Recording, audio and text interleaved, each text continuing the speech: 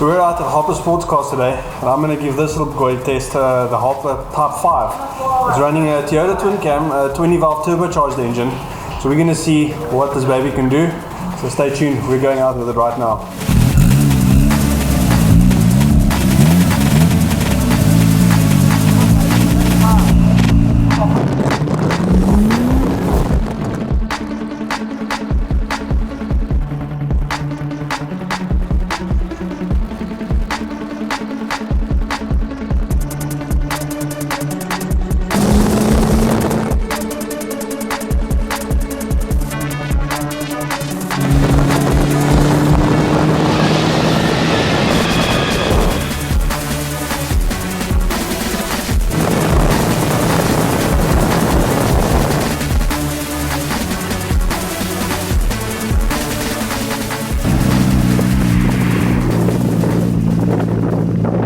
So I've just been charging up the hill here in Cape Town. This is radial, amazing day out, sun shining, and I've got a great car with me. The Harper Type 5 sports car built by Craig Harper from Harper Motorsports. Let me just tell you one thing, anything and everything you think you know about driving, forget it. If you're used to driving normal cars, road cars, maybe even if they're high performance powered cars, when you're driving in an open seater like this, it's a completely different experience. This car is light, powerful, nimble on the road. This is something you really need to watch when you're driving. But that being said, I've had a little bit of traffic driving with a car. It's as easy as a normal car. It's got all the Toyota underpinnings. If you're used to driving your dad's Corolla, then this is exactly as easy as driving that car. We're gonna go have a look inside and I'll run you through a few things with the car right now. So this is the beast, as they call it, the Type 5. We're sitting inside, and I can tell you one thing, it might seem as if this car would be super uncomfortable to drive, and on first take you would assume so, I assume so, but it's actually super comfortable. Nice body mold, nice and comfortable to drive. I've been driving it through traffic, giving it a bit of a go on the roads, and this car absolutely has stood up to everything. And like I said before, it's easy to drive. It's got all the Toyota underpinnings, clutch engagement is nice, throttle response is real great. Instruments is where you need it, right in front of you. And this little one at the bottom here, this is the phonometer, and this is the one you need to watch, because this is exactly why this car is so amazing. The 20 valve 4AG 20 valve turbocharged Toyota engine at the back does the job one shot. Gear shifting nice and positive, and got more of a race car feel to it than a road car, but definitely something to get used to.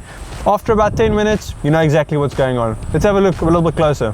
So a nice snug interior, starting with all your basic gauges that you need.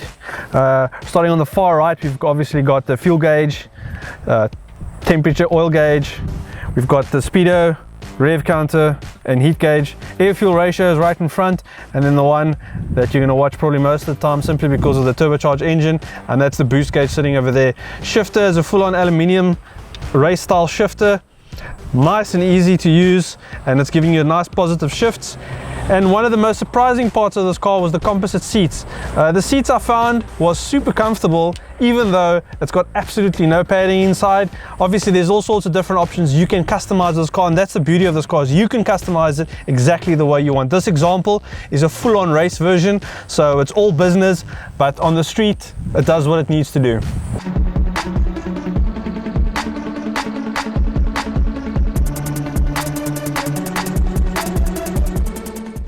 So we've been running around the hills here in Cape Town, an amazing day out, nice and sunshine, and what better than the Type 5 Harper Sports Car. We're going to have a closer look and see exactly what this car is made of. Come, let's have a quick look.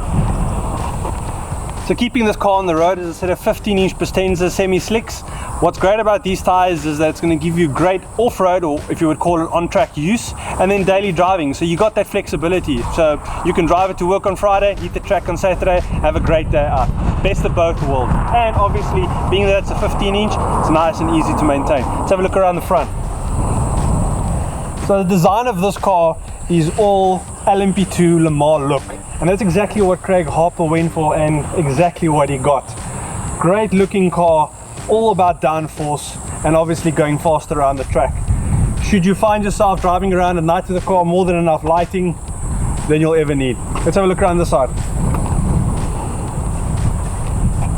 So around this side you can see we've got the air ducts for the radiators, more than enough cooling coming in. This car is turbocharged, does need as much cooling as it can get. We'll get to that in just a minute.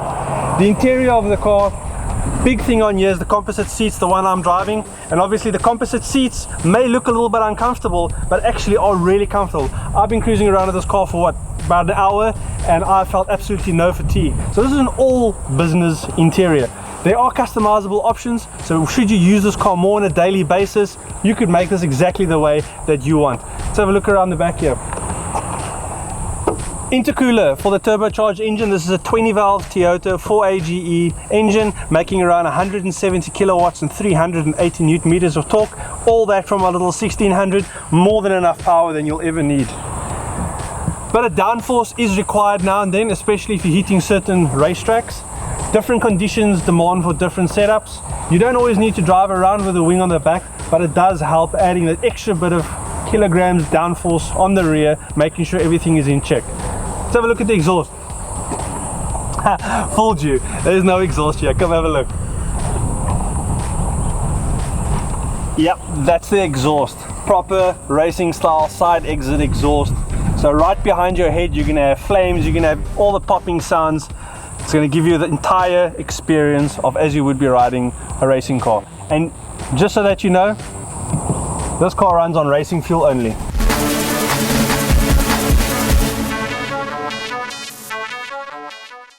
I'm here with Craig Harper from Harper Sports Cars, and we've just been out driving his Type 5. So we're going to get a little bit of the lowdown of the car. But just before we get into that, Craig, thanks for letting us go for a ride in the Type 5 Turbo. Absolutely blew my hair back.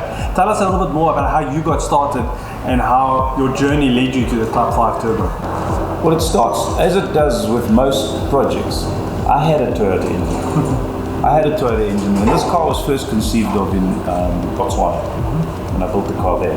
It was kind of a time filler, and I literally bought a Corolla which has been wrapped around a tree, going for no money at all, so I bought that. And I built a car and transferred all the materials across, but it was the sort of the 4F motor, the weak one, or the 7F, I think it's a 1500cc. Nice little motor, but nothing to write home about. Of course, now you've got a Toyota gearbox, and you've always got to be careful when you start a project. Start off where you start to import, it's going to influence the rest of the project. So then, of course, I heard about the 20 valve 4AGE, brought one up into Botswana from one of the importers. What a motor! I mean, that 20 valve motor, Screamer. It's going to go down in history as one of the classic motors. And that was in for a long time. I try to get all my clients to keep it there. Keep it 20 valve, keep it standard, keep it naturally aspirated. Well, customers are like herding cats. They just have their own idea. They go off with their own tangent. No, one wants more power. One wants a V8, so they've all gone. So I've just decided, well, okay. So it has remained largely Toyota, but all kinds of Toyota, not 4AGE and not naturally aspirated. And I found that I was seriously, the car from a performance aspect was definitely suffering. It just needed more power. And I embarked on the turbocharging of this motor, which is not easy on the 20 valve. It's intakes, it's exhausts, it's the whole deal. The internals aren't strong enough, you've got to change those, the compression ratios are too high. But if you get all of that right, it's got that lovely 5 valve head, and man does that flow gas. That is just made to flow air. And I actually love how it's turned out, I really do. And a bit of racing as well. I mean, you were out racing last week. How did the car go on the track? Oh, fabulous. Yeah, this was a shakedown race and we won it. Wow, well done. Overall, it was a brand new engine package, still feeling our way a little bit with the turbo and how much boost we can carry and so on. And what a pleasure. I had a lovely race with Danny Fanico. What a great guy as well. And a superb driver.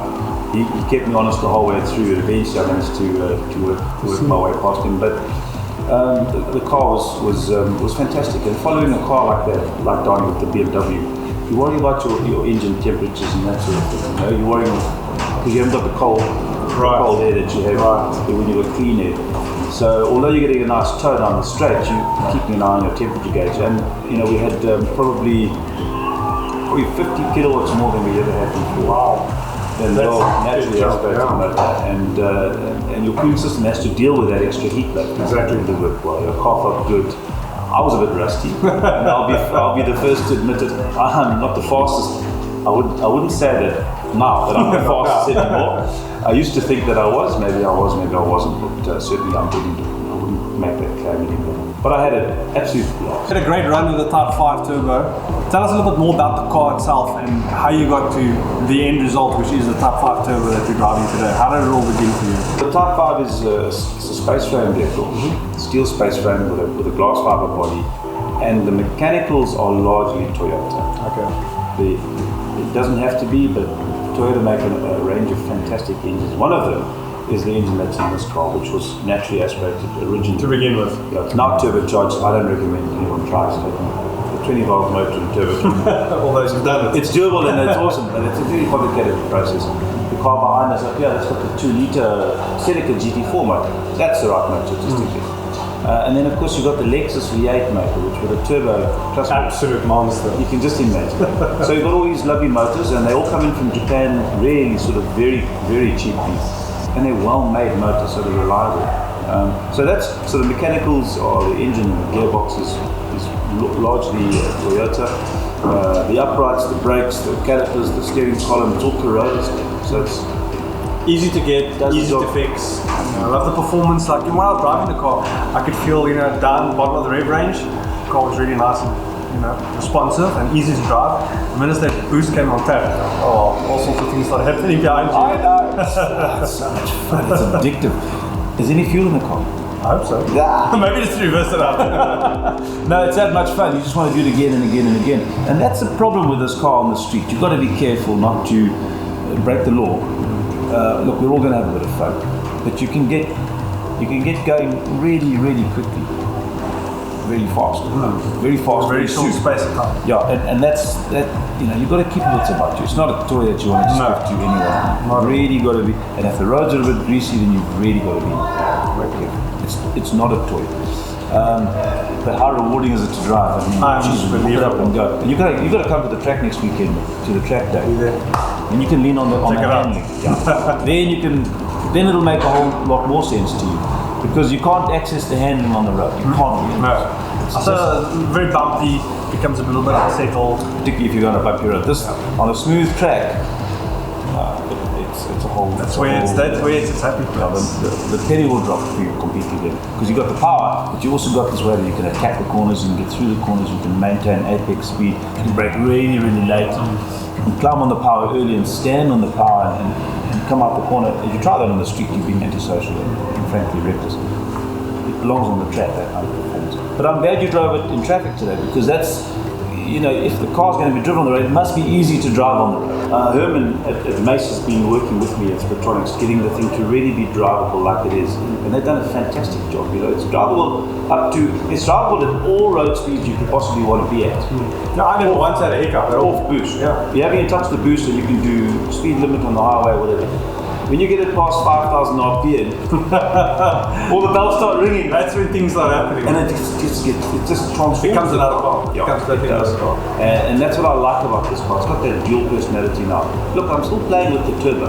It's a whole new adventure for me on this particular car. But I'm loving the experience. It's a lot of fun, and I love driving this car really as well.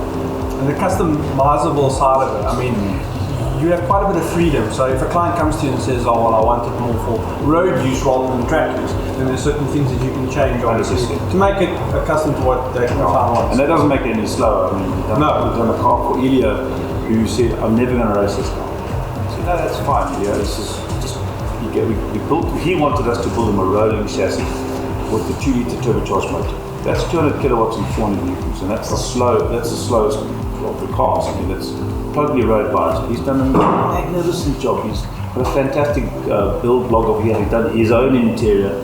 He's done little glove boxes and little cubbies here, there, everywhere. It's really superb. It's a yellow car. It's just, it's a road car. And then you've got Bruce Butler in East London, who's got this insane snorting 2 litre with I don't know how many kilowatts, and it just looks like, and it's only going to be a race car. And mine's always going to be a crossover. And a little bit more about the future of Harper Motorsports. I know you've got a bit of endurance racing coming up. I know you've got a couple of projects waiting outside. Tell us a bit more about that. Motorsports is always going to be important to us. It's going to remain important to us. It's obviously my love, it's competition. And endurance racing is my main passion. I mean, as we speak, sitting here today, they're racing in Bulawayo, the 3-hour endurance. That's my race. That's your race. And the guys are there, and I'm wondering what the weather's like and how it's going to turn out. They're teeing off in a couple of hours. So next year, endurance racing. Do the African Endurance Championship. That's a national series next year. Right. It's given national status, so that'll certainly remain important. And we have some exciting new projects, like you say. I mean, we got the Fiat, so there's Fiat. Super excited about this Fiat. Sure, I'm so excited about the Fiat as well. That's exciting, and also to take some old classics and reinvent them. You know, some like Basil Green Piranha. Yes. Get one of those. Reinvent it again. I mean, they still exist, those old 1600 and 1300 Capris. Make them an old car, kind of bring it up to speed. Give it some, just modernize the suspension, make it a proper performance car, but keep the classic look. So that sort of thing would be a lot of fun for us to do as well for 2017 and onward. But we're going to stick with our Harpers, our Type 6 and our Type 5. Those have come a long way, and I want to keep pushing on those. Yeah. You know what I mean? Most definitely. And that's it, we're done. Thanks to Craig Harper from Harper Motorsports for this amazing adventure he's given us. We've been out in the Type 5 Turbo today, had an absolute blast. Make sure and follow us, go to 53ctor.com. Otherwise, go check out our Facebook page, facebook.com/53ctor. Like, share, we've got more stuff coming.